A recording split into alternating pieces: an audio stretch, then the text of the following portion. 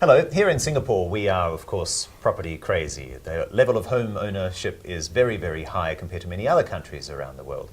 But it also means that some opportunities which you might not have the liquid cash for present themselves in markets outside of the home market.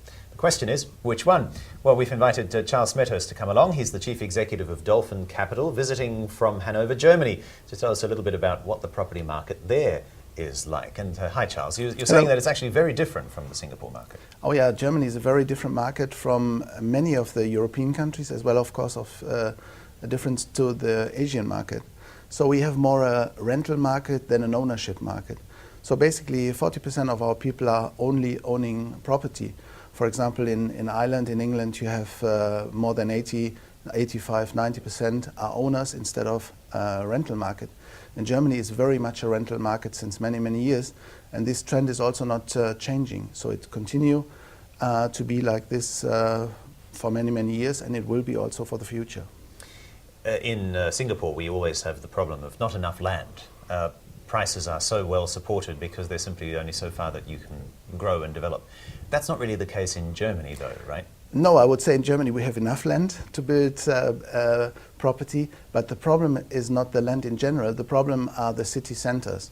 So since a few years now, we really have a trend from the countryside to the city centers. So city centers, especially in the west part of Germany, are booming. In Munich, for example, which is the most expensive city we have in Germany, together with Hamburg in the north part of Germany, it is very hard to find, of course, land inside the city. And if you see the development of the city centers, we will have, in the future, we will have a lack of apartments in these city centers. This problem actually started in early 1990 when the reunification happened. Correct. With East and West. The wall came down, lots of East Germans went across to West Germany. In other words, has that price curve of property actually fallen in those 20 years, or has it been a case of going up and up like it seems to be in Singapore? Even in the crash 2007, the prices in Germany went up. Really? And I'm talking about the city centers, not about the countryside. Countryside is still very difficult. So you have areas, especially in East Germany, which are, I would say, dying. But the city centers are booming. And 2007 prices went up, where everywhere the prices crashed, basically. And that is very similar today. We have a European crisis, no doubt about this. And even though the property prices are booming at the moment. Next question has to be in relation to the sort of capital appreciation that you can see. Because after all, a lot of people, sure enough, they buy property to live in it, but a lot of people also want to see the capital appreciation. When you say that prices are going up and that the market is booming, are we seeing 2, 3, 5% consistent increases, or maybe even 12, 15, 20% consistent increases? In some of the cities you even see these figures which are unusual to German standards. So normally we are not selling because of capital appreciation, because our market is quite regulated, because we have a tenant market, we don't have an ownership market. And for many years it was very difficult, let's say, that you increase prices like this, so the market is controlling more or less by itself the prices. However, in the city centers, we have the situation like this, that prices are, especially in the last, I would say, 2 to 3 years, are booming. Because after 2007, when the world crashed, let's say the financial world crashed, people seeing that they have lost money with the banks, they have lost money in stock market as well as in the fund market. So they were not sure and they were lost confident. So basically the hope is going into property. And now if you ask people, more than 80% would say property is the number one investment model which we cover.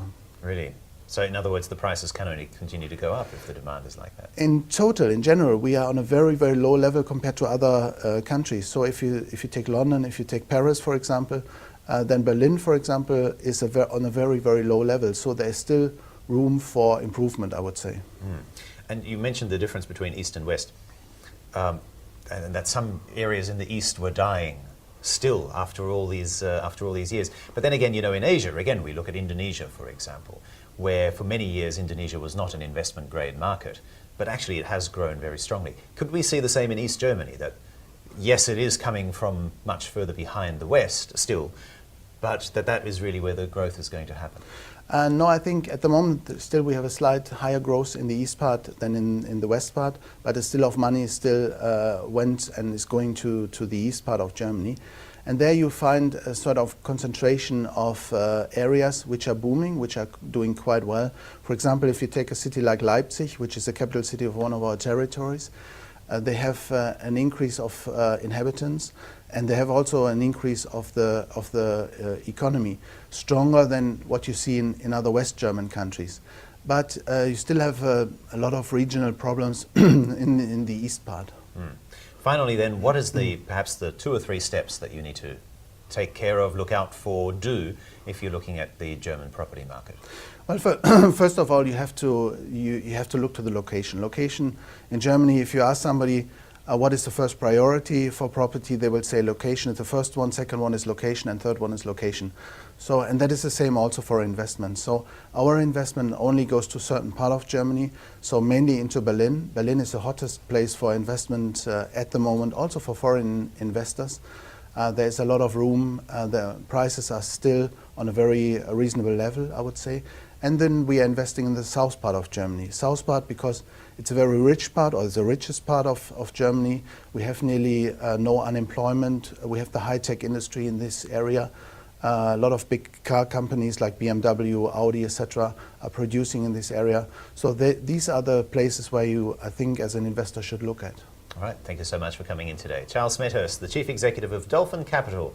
And for more information on Singapore Investment Week, go to the website on your screen now. Singapore Investment Week is on 25th to the 31st of